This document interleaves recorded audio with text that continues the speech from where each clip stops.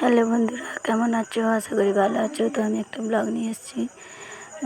তোমাদের ব্লগটা কেমন লাগে প্লিজ কমেন্ট করে জানাবো। তো আমি সেজেছি, দেখুন সাইকেল চালিয়ে যাচ্ছি আর এই ঘাটে তোমাদের জন্য ভিডিও করতেছি।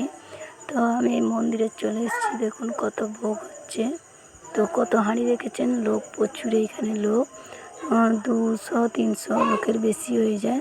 তো এইটা আমার বোন, আমার মাসির ছেলে। তো তারপরে দেখুন এটা কত লোক, দেখুন। তো আমার এখানে মাসিও এসছে। এটা একটা মন্দিরের ভোগ হচ্ছে, এটা হচ্ছে কিনা রাধা কৃষ্ণ মন্দির। তো এর ভোগ হচ্ছে। এরপরে আছে আর একটা জায়গাতে হচ্ছে। এখানে প্রচুর যারা মানে যাদের অসুবিধে হয় তারা মানসিক করলে সব কিছু পূরণ হয়। তো দেখুন আর একটা মন্দিরে চলে এলাম। তো এখানে দেখুন সব বাতাসা ঘোরানোর জন্য সব বসে আছে। রাত থেকে 2-3 দিন ধরে পুজোটা হচ্ছে, পূর্ণিমা থেকে মাঘী পূর্ণিমায় বসে। তো পূর্ণিমা থেকে হচ্ছে। ওরা একজন 3 কেজি 4 কেজি 7 কেজি 8 কেজি করে সব বাতাসা ঘোরায়, ঠিক আছে। তো আমাদের মাসি পুজো দিচ্ছিলো বলে আমাকে ডাকতে আমি গেলাম। এটা আমার মাসি, এটা আমার ছোটো মাসি। তো যাই হোক, তারপরে এই পাশে আর একটা ক্ষীরভোগ হচ্ছে। এটা হচ্ছে গেলো বরমচণ্ডী ক্ষীরভোগ হচ্ছে। এখানে খুব একটা হয়নি, এটাতে কম হয়, কিন্তু সেটাতে বেশি হয়। এটাতেও কিন্তু যারা মানসিক করে তাদের মনস্কামনা পূর্ণ হয়। এ কিন্তু খুব জাগ্রত। এখানে কীরকম জানতো, দুধের পায়েস হয়, মানে 1 কেজি দুধ দেয় 100 সুজি, 2 কেজি দুধ দেয় 200 সুজি, এরকমই আর কি হয়। এটা একটা ঠাকুর।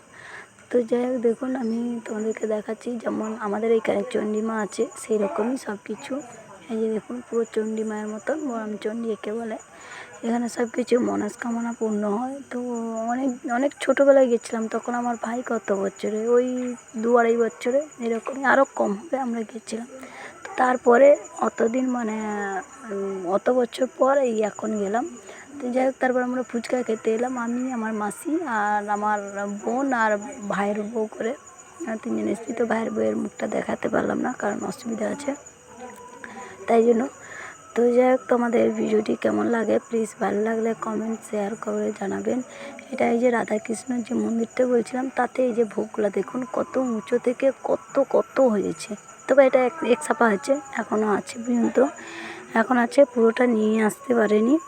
কারণ তোমরা দেখুন, প্লিজ জানাবে আমাকে কমেন্টে, তোমরাও চাইলে এরকমই যাবে। আর যারা এই মন্দিরে গিয়েছো তারা প্লিজ কমেন্ট করে জানাবে যে আমি মিথ্যে বলছি না সত্যি বলছি, প্লিজ জানাবে। তো তারপরে আমি আর একটা মন্দিরের ক্ষীরভোগ নিয়ে এসছে মাসি, আমি বললাম যে সেইটা আমাকে দিয়ে দাও, আমি চলে যাই।